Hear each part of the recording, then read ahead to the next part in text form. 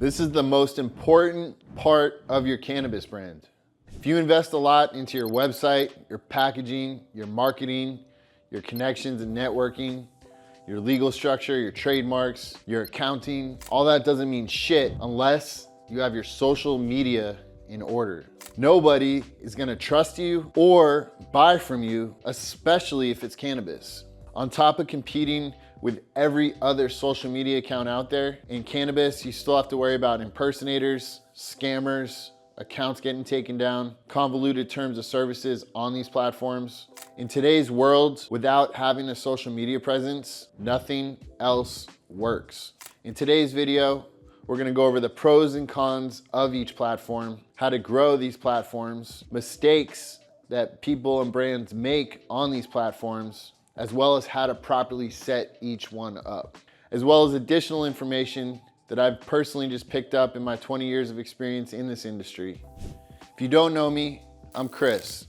I've been in wholesale cannabis since 2004, and I've held one of California's earliest state distribution licenses. I built and sold a licensed cultivation facility that scaled to $3 million before I launched Zodix in 2022, which has been in over 100 licensed retail stores. And then I followed that up with my second brand, Lowski, in 2024, offering fire indoor at low prices. Today, I teach cannabis entrepreneurs how to hit $100,000 months without owning a license. We go over how to scale your cannabis brand every day on our school community, as well as through our one-on-one guidance program for cannabis entrepreneurs. The link's in my bio for both. Before you even start posting or thinking about content, you need to figure out what platforms am I using and why. I learned this all the hard way, and it took me way more time than it had to. But using what I have to tell you today can help you choose the right platform properly. So let's start with X, formerly known as Twitter. And this is the best because the terms of service is not gonna affect cannabis content. Twitter has deep communities, so start following the accounts within your niche and be interacting with them. Or you can be very controversial and polarizing and choose one side and really go with it. For example, you could go after THCA and either be the biggest proponent of it or the biggest hater against it. And by being controversial about this is gonna create comments, it's gonna create people talking shit, and it's gonna create engagement in your posts. An example of this would be saying THCA sucks and isn't even worth smoking unless you order quality THCA flower direct from the brand. So you see how in the beginning of that, you capture people's attention by saying something polarizing, but then you follow it up with how to actually do it the right way or how to actually get the results you're looking for. Next platform is YouTube. You can use this for behind the scenes type footage, founder stories, vlog footage, event recaps.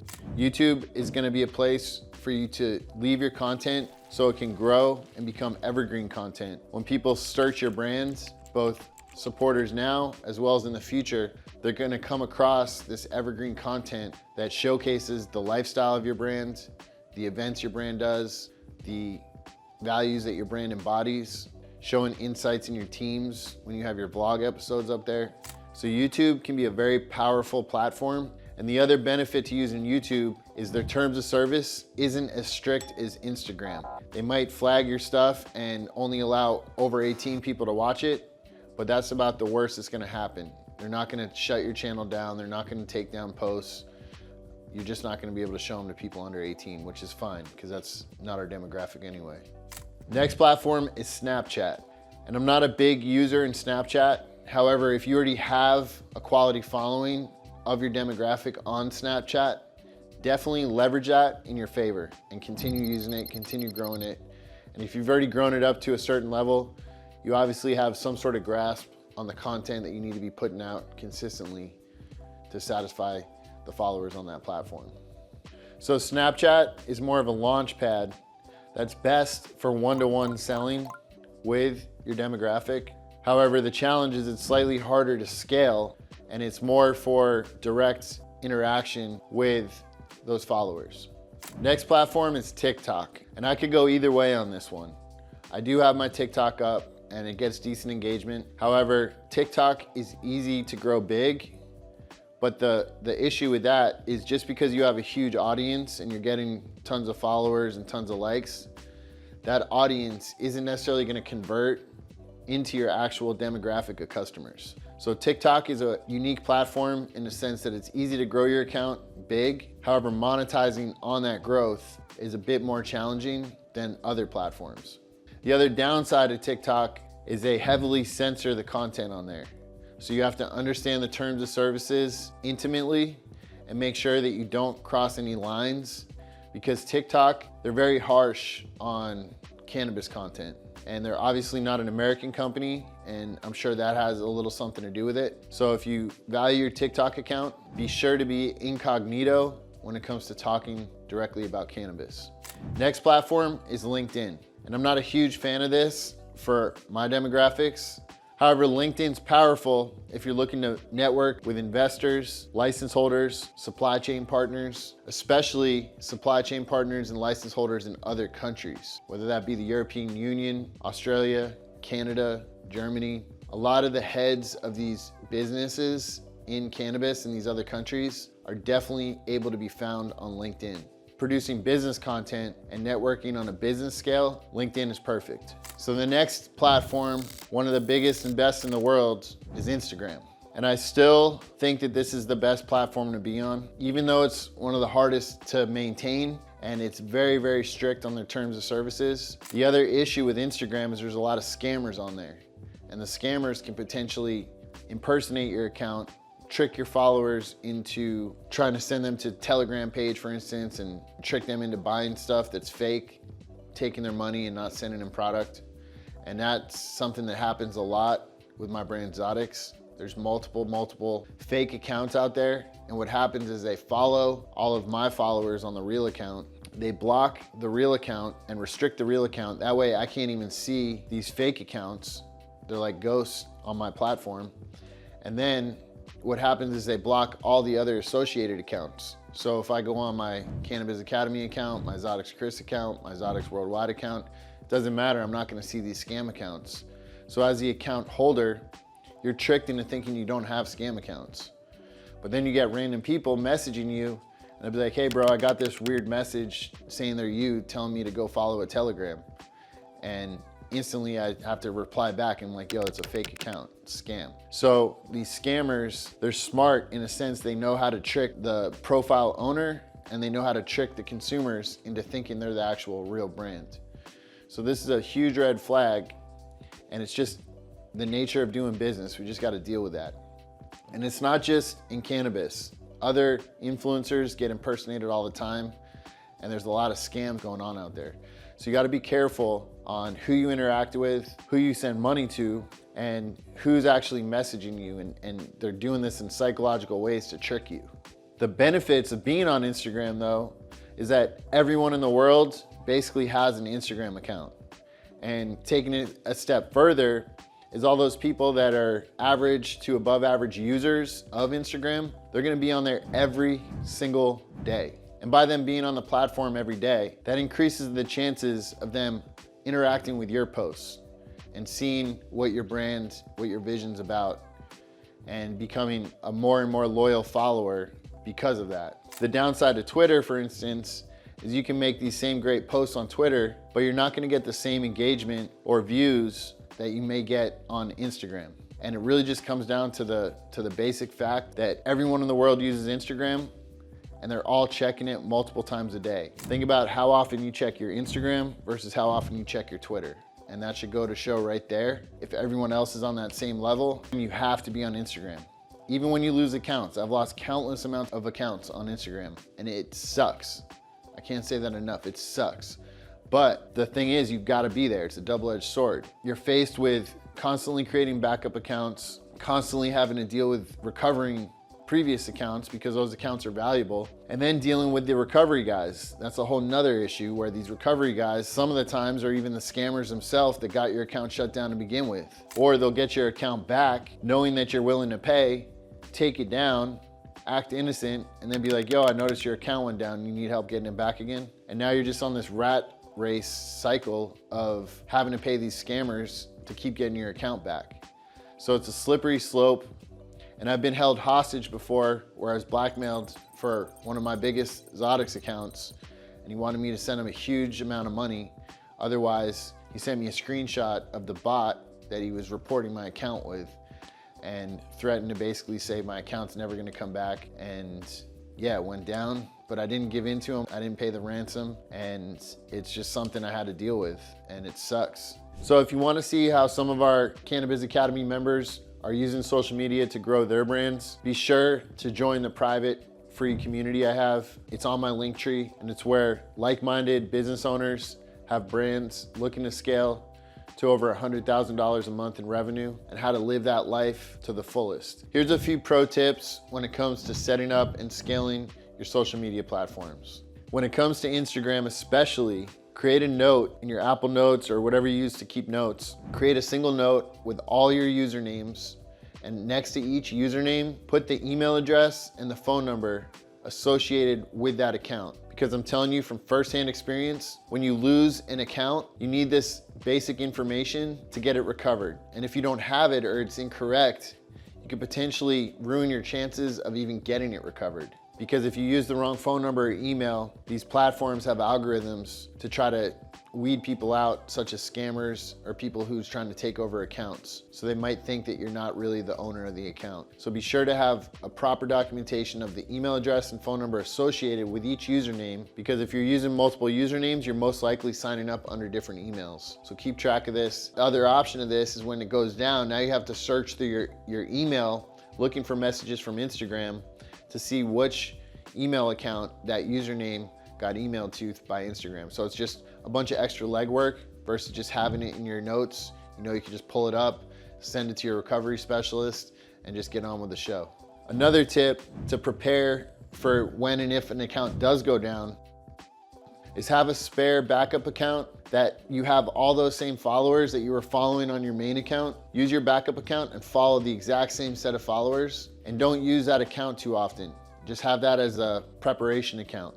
And so now when you have to start up new accounts, you have a template of who to go follow, and just go down that list, hit follow, follow, follow, follow, follow until you max out on followers for that day. And that way you can, in a sense, recreate that initial account that you had. It's not gonna be the same, but it's, again, taking all that headache of having to think like, who should I go follow? I gotta follow this person, and this person, and this person.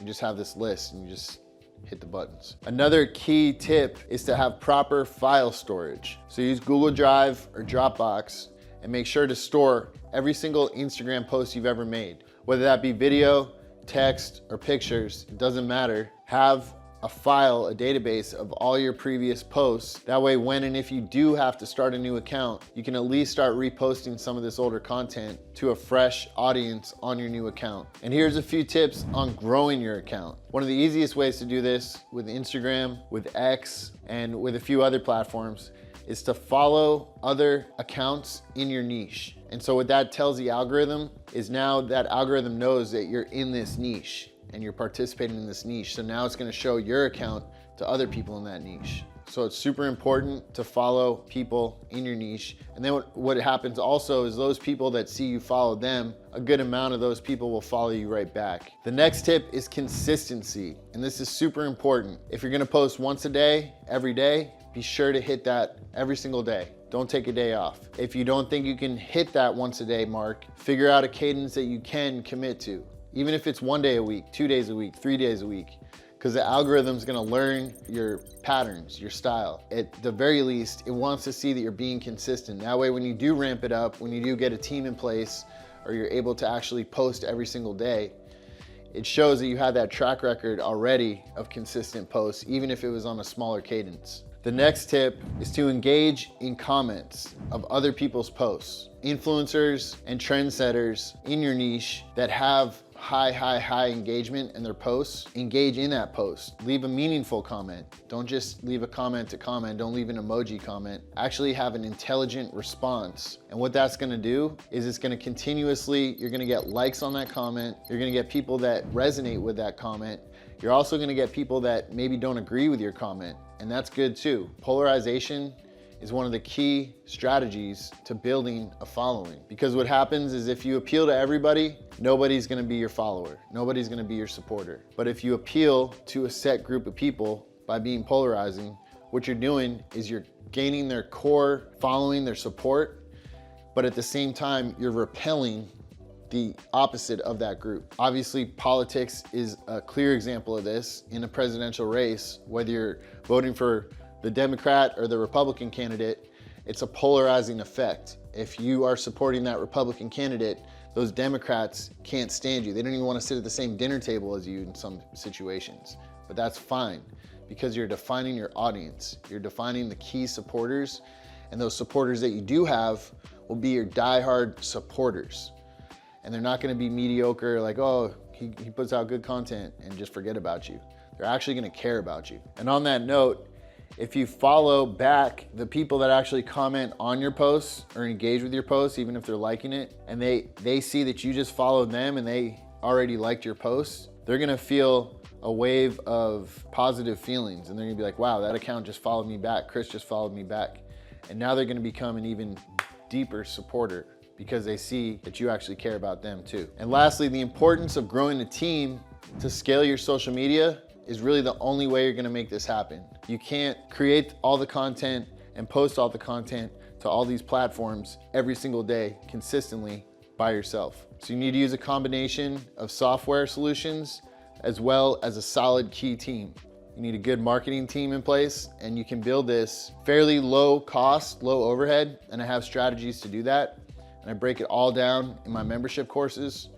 So if you're interested in that, click the link to go to my link tree where we'll have all the information broken down for you. You can actually find out about these courses, follow my YouTube. That's where a lot of the great free content is, and it's very in depth, such as these videos. And click the link below in the description to check out my free brand building course, where I break down how to start and scale a licensed cannabis brand without owning a license. And whatever you do, try to avoid certain mistakes that work against account growth. And you've probably encountered this where you'll see accounts that act like they're too cool. They may talk down on people. They may not embrace their community. They may not actually engage with their followers or follow back even. And these are all little things, little details that actually signal to your following that you care about them.